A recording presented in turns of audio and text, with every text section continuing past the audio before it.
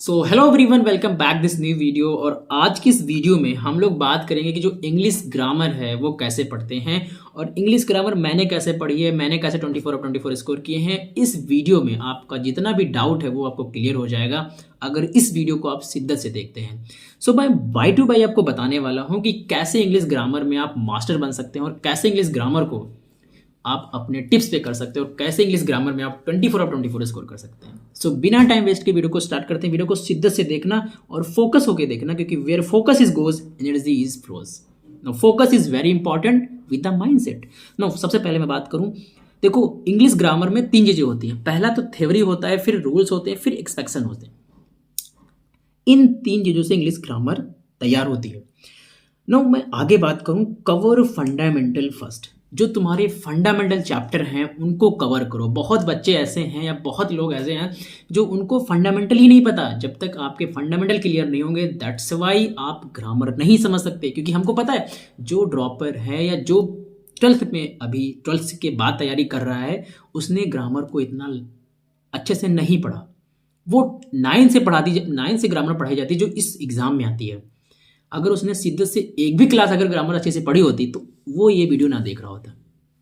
ना मैं बात करूं तो सबसे पहले फंडामेंटल में क्या कवर करना, जैसे कि सेंटेंस होता है। सेंटेंस आपको पता कितने होते हैं, सेंटेंस को कैसे अप्लाई करते हैं, और कोई भी एग्जांपल देख के अगर आप सेंटेंस को तुरंत पता लगा लेते हैं तो आप इंग्लिश ग्रामर में अच्छा कर पाएंगे ना। उसके बाद फ्रेजेस, हाँ पता है कि हमको 1-2 नंबर की आती है फ्रेजेस, लेकिन कभी कभी 1 या 2 नंबर भी आपके लिए बहुत इंपॉर्टेंट होते हैं। फिर क्लॉज 1 नंबर का आता है, लेकिन फिर वही मैं बात, कभी कभी 1 नंबर भी बहुत इंपॉर्टेंट होता है आपकी रैंक डिसाइड कराने के लिए। फिर part of speech, it is very important. आधी ग्रामर जो है वो पार्ट ऑफ स्पीच पे टिकी, आपको पता है। इवन जब मैं टीचर था, जब मैं तैयारी करता था, जब मैं टीचर था, तो मतलब मैं 9th क्लास 10th और 11th को पढ़ाता था, तो मैं हमेशा उनसे यही कहता था कि पार्ट ऑफ स्पीच जिसका अच्छा है वो पूरी ग्रामर को समझेगा। फिर उसके बाद tense and voice and narrations, तो उसमें से रूल चलते हैं। लेकिन सही से यूटिलाइजेशन जो होता है वो पार्ट ऑफ स्पीच में आपको कैसे पता लगाना होता है कि यार कहाँ पे कौन सी चीज़ अप्लाई होगी ना। आगे मैं बात करूँ, identify of your subject and object, verb and subject complement. कभी कभी आपको पता नहीं होता, कभी कभी बहुत बच्चे ऐसे होते हैं ना कि उनको ऑब्जेक्ट पता नहीं लग, उनको ऑब्जेक्ट नहीं पता कि यार ऑब्जेक्ट इसमें क्या होगा, इस सेंटेंस में ऑब्जेक्ट क्या होगा, इन सेंटेंस में वर्ब कौन सी होगी। कभी कभी पता चला आपसे मेन वर्ब और हेल्पिंग वर्ब दे दी, अगर उनसे ये पूछ लो कि मेन वर्ब कौन सा है तो वो हेल्पिंग वर्ब को मेन वर्ब बता देते हैं। तो ऐसा होता है आपके साथ भी। तो ये गलतियां मत करना, पहले इनको आइडेंटिफाई कर लेना कि यार सब्जेक्ट क्या होता है, ऑब्जेक्ट क्या होता है, ये सारी चीज़ें आपको कर लेना है, तब जाके तैयार करना। नो, कुछ कनेक्टेड चैप्टर हैं जो आपको पहले कर लेने हैं, जैसे कि कनेक्टेड चैप्टर, जैसे कि टेंस है। टेंस जो चैप्टर है वो बहुत कनेक्टेड है, आपको पता है हर चीज़ में मिलता रहता है। प्रोनाउंस है, वर्ब है, सब्जेक्ट वर्ब एग्रीमेंट है, प्रीपोजिशन है, वॉइस एंड नरेशन है। तो ये मतलब वैसे तो सारे इंपॉर्टेंट चैप्टर हैं, सारे कनेक्टेड चैप्टर हैं, लेकिन ये कुछ चैप्टर जो आपको मैंने बताए ये कुछ ज़्यादा ही कनेक्टेड चैप्टर हैं। इनको पहले फोकस करके पढ़ना है। शायद सबसे ज़्यादा जो एग्जाम में क्वेश्चन आते हैं वो इन्हीं से आते हैं। फिर मैं आगे बात करूं, तब आप अपनी स्टार्ट करें कंप्लीट इंग्लिश ग्रामर को। यानी कि पहले तो जो मैंने किया वही मैं आपको बता रहा हूं। पहले मैंने फंडामेंटल्स कवर किए, फिर मैंने ये किया, फिर मैंने अपनी पूरी ग्रामर को मैंने स्टार्ट किया पढ़ना। तो आपको पता सिलेबस कितना है, टेंस है, कंडीशनल सेंटेंस है, nouns, pronouns, adverb, adjective, subject, verb agreement, prepositions, conjunctions, articles and modals and voice and additions and vocabulary. तो ये सारे चैप्टर हैं, आपको पता है। इंग्लिश का सिलेबस इतना ही है और इतना ही रहेगा। ठीक है, आगे मैं बात करूं तो पाथवे क्या रहने वाला है। देखो, कोई भी बच्चा अगर बैच में कोई इनरोल है तो वो क्या कर सकता है, लेक्चर ले सकता है, या फिर कोई बच्चा इनरोल नहीं है जिसने क्लास 11th और 12th और 10th अच्छे से पढ़ी है तो उसके पास खुद के नोट्स होंगे, तो वो अपने नोट्स से पढ़ सकता है। फिर मैं बात करूं, जो लेक्चर लेगा वो नोट्स बनाएगा, तो पहले तो बात अपने नोट्स बनाओ भाई, क्योंकि नोट्स अगर नहीं बनाओगे तो फिर वो आपको कैसे लॉन्ग टर्म याद रहेगा, फिर आप कैसे रिवीजन करेंगे, है ना। फिर उसके बाद सीटीसी लगाओ, chapter to chapter test. CTC अगर आप लगाएंगे तब जाके आपका हर एक टॉपिक, हर एक चैप्टर स्ट्रांग होगा, तब ही जाके आप मॉक टेस्ट में नंबर अच्छा कर सकते हैं, वरना मॉक टेस्ट में नंबर अच्छा नहीं कर सकते ऐसे बिना सीटीसी लगाए हुए। देखा होगा तुमने, बैच में जब पढ़ाते ना टीचर तो आपको डीपीपी देते हैं और तुम्हारे पास कोई रिसोर्स नहीं होता सीटीसी लगाने का। फिर कहते हो कि यार मेरे साल पे साल चलते जा रहे हैं, फिर कहते हो कि मेरा ड्रॉप ईयर हो गया, फिर कहते हो कि यार मैं 2-3 साल से तैयारी कर रहा हूँ, क्योंकि आपने सही ढंग से तैयारी करना स्टार्ट नहीं की। आप तो सिर्फ ये समझ के गए थे बैच में जो ये टीचर बता रहा है वही आएगा पेपर में। ऐसा कभी नहीं होता है कि जो टीचर बता दे वही आ जाएगा पेपर में। अगर कोई टीचर आपसे ये कहता है कि जो हम पढ़ाते हैं वही आता है, तो यार वो आपको सिर्फ मूर्ख बना रहा है, वो उसके पास सिर्फ मार्केटिंग टूल है। वहां से आप जितना जल्दी होप खत्म करेंगे उतना जल्दी आप असलियत जान पाएंगे। आपको पता ही नहीं है यार इस एग्जाम की रियलिटी क्या है एक्चुअल में। मैंने तो बहुत दिन के बाद समझी।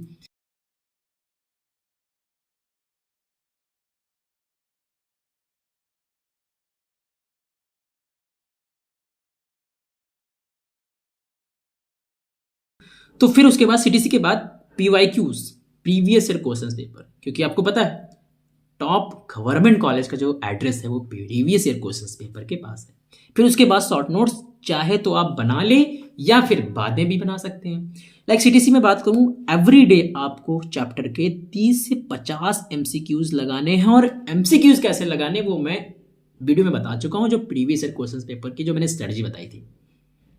ठीक है, फिर बार बार रिपीटेड क्वेश्चन जो होते हैं उन पर ध्यान दो। जितनी बार रिपीटेड कोई क्वेश्चन होता है उन पर ध्यान दो। देखो कभी कभी ऐसा होता है ना कि आप रैंडम कहीं भी से पढ़ने लगते हैं, उससे क्या होता है ना, आपका रिदम टूटता है, आपका कॉन्फिडेंस डाउन होता है, आपकी मेमोरी खराब होती है। एक चीज को फॉलो करो और शिद्दत से उसको खत्म करो। मैं तुमको कह रहा हूं कि तुम्हारा सिलेक्शन कोई नहीं रोक सकता, लेकिन होता क्या है कि हम कोई भी चीज शिद्दत से फॉलो ही नहीं करते हैं। कभी कभी बैच पता चला इस बैच में अच्छा पढ़ा रहे हैं, तो कभी कभी विजय एजुकेशन पे बैच ले लिया, फिर तिवारी क्लासेस पे भी ले लिया, फिर नर्सिंग अड्डा 24/7 पे ले लिया, फिर ऐसे ही आप जय महादेव एकेडमी विद्याकुल कहाँ कहाँ घूमते रहते हैं, आपको खुद नहीं पता। किसी ने बता दिया कि यार वहाँ उस पर अच्छा पढ़ाते हैं, वहाँ पे चलो। ऐसा होता है ना, आप हम लोगों के दिमाग में क्या होता है ना, जैसे कि तुम लोग तैयारी कर रहे हो, तुम्हारे दिमाग में एक चीज़ होगी कि यार जहाँ ज़्यादा भीड़ है वहाँ पे ज़्यादा अच्छा है। इवेंचुअली ऐसा होता नहीं है। उस भीड़ से तुम पता लगा सकते हो कि कितना कंपटीशन है। समझ गए? फिर शॉर्ट नोट्स बनाओ यार, बहुत जरूरी है शॉर्ट नोट्स, क्योंकि कॉलेज में जाने के बाद आप प्रिस्क्रिप्शन हाथों से लिखोगे। शॉर्ट नोट्स किसी और के नहीं होने चाहिए, खुद के नोट्स होने चाहिए, तभी आप रिवीजन कर पाओगे। उस जैसे शॉर्ट नोट्स में क्या लिखना है, रूल्स लिखो, एक्सपेक्शन लिखो कि क्या एक्सपेक्शन है, क्या अपवाद है, कैसे क्या अपवाद आते हैं, कॉमन यूजेज एग्जाम्पल्स, जो एग्जाम्पल ज़्यादा यूज होते हैं उनको लिखो, और उनसे आइडेंटिफाई करो कि यार कैसे क्वेश्चंस मैं बना सकता हूँ, कैसे क्वेश्चंस मैं कर सकता हूँ। नाउ आगे मैं बात करूँ स्मार्ट रिवीजन टेक्निक क्या होने वाली है। जैसे सबसे पहले जो रिवीजन, देखो रिवीजन बहुत इंपॉर्टेंट, आपको पता है जो सिलेक्शन होता है ना, मेरा selection is directly proportional to revision and inversely proportional to resources. अगर आपको सिलेक्शन चाहिए तो रिवीजन बढ़ाना पड़ेगा, अगर आपको सिलेक्शन चाहिए तो रिवीजन बढ़ाना पड़ेगा, तब जाके आपका सिलेक्शन होगा। अगर आप रिवीजन नहीं बढ़ाएंगे तो सिलेक्शन नहीं होगा। ठीक है, फिर मैं आगे बात करूं जो स्मार्ट रिवीजन टेक्निक है, पहली मैं टेक्निक बता रहा हूं जिसका नाम है पोमोडोरो टेक्निक्स। पोमोडोरो टेक्निक्स क्या है कि आप 50 मिनट अपनी स्टडी करें और 10 मिनट का ब्रेक लें। उस ब्रेक में स्ट्रेचिंग कर सकते हैं, पानी पी सकते हैं, इवन कुछ खा सकते हैं। तो ये टेक्निक आपको करनी है, तब जाके आप एग्जॉस्ट नहीं होंगे और अपनी तैयारी में फोकस होके हर चीज को कर पाएंगे। जो अल्ट्रा फोकस स्टूडेंट होता है उसके पास यही टेक्निक होती है, यही पोमोडोरो टेक्निक होती है, वो यही अप्लाई करता है। ना मैं आगे बात करूं, डेली वन टॉपिक फिक्स करो, एक टॉपिक फिक्स करो और उस पर ये सोचो कि मेरे को 50 क्वेश्चन लगाने, मेरे को 70 क्वेश्चन लगाने हैं। इसी से आपका एक फ्लो बनेगा और इसी से आपसे टेस्ट में नंबर इंप्रूव होंगे और इसी से आप हर सब्जेक्ट को अच्छे से इंप्रूव कर पाओगे। ना आगे मैं बात करूं रिसोर्सेज, ग्रामर में जो प्रीवियस क्वेश्चन पेपर हैं उनकी बुक्स मैं कहाँ से लगाऊं, कौन से क्वेश्चंस लगाऊं, वो मैं आपको बताता हूं। जो सबसे पहले जो बुक्स है वो RS अग्रवाल की बुक है। अगर आप इसको लेंगे तो मैं ये तुमसे कहूँगा कि आप इस बुक को लगाने के बाद आपको इतना कॉन्फिडेंस बिल्ड होगा, आप ये सोचेंगे कि 24 नंबर का अगर पेपर आता है तो मैं 20 नंबर के ऊपर ही करूँगा, नीचे नहीं करूँगा, अगर आपने सारे रूल्स एक्सपेक्शन और थ्योरी अच्छे से पढ़ ली। फिर मैं आगे बात करूँ जो सेकंड बुक है क्लास 10th की बुक जो आती है इंग्लिश ग्रामर की, अगर उसको फोकस से आपने पढ़ लिया रिलेवेंट होके तो आपको किसी भी बैच की जरूरत नहीं है। और प्रीवियस ईयर क्वेश्चंस भी इसकी आती क्लास 11-12 की, जो वो प्रीवियस ईयर क्वेश्चंस अगर आप मंगाना चाहेंगे तो वो भी आ जाती है, वो भी आपके लिए इनफ है। फिर विजय सर की बुक्स आप ले सकते हैं, ज़्यादा क्वेश्चंस नहीं है, लेकिन हाँ जो बच्चा फ्रेशर है वो ले सकता है, लेकिन जो ड्रॉपर है वो RS अग्रवाल मैं उसको प्रेफर करूँगा, क्योंकि ये बुक बहुत इंपॉर्टेंट है।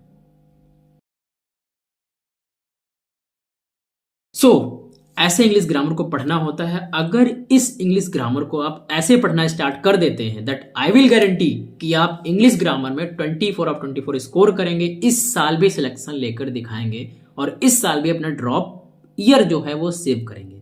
तो इंग्लिश ग्रामर में आई होप कि आपको कोई भी प्रॉब्लम नहीं होगी। अब इस वीडियो को देखने के बाद आप इंग्लिश ग्रामर ऐसे पढ़ना स्टार्ट करें, मैं गारंटी कह रहा हूं कि आप 24 स्कोर करेंगे। अगर आप रैंडम कहीं से ग्रामर स्टार्ट करेंगे तो यार मैं उसके लिए जिम्मेदार नहीं, क्योंकि मैं नहीं कहूंगा कि आप 24 स्कोर करेंगे। तो ग्रामर को ऐसे पढ़ना है और ऐसे पढ़ना है। कुछ टिप्स जो इंग्लिश ग्रामर को लेकर है, आपकी डिमांडिंग पर मैंने बहुत डिमांडिंग पर मैंने ये वीडियो बनाई। एंड सो मिलते हैं नेक्स्ट वीडियो में, तब तक के लिए बाय। और चैनल को सब्सक्राइब करना मत भूलना और लाइक तो कर ही देना यार, मैं आपसे रिक्वेस्ट कर रहा हूँ, क्योंकि आपका एक लाइक एक सब्सक्राइब मेरे लिए बहुत इंपॉर्टेंट है, बहुत इंपॉर्टेंट है। सो यार मिलते हैं नेक्स्ट वीडियो में, तब तक के लिए बाय।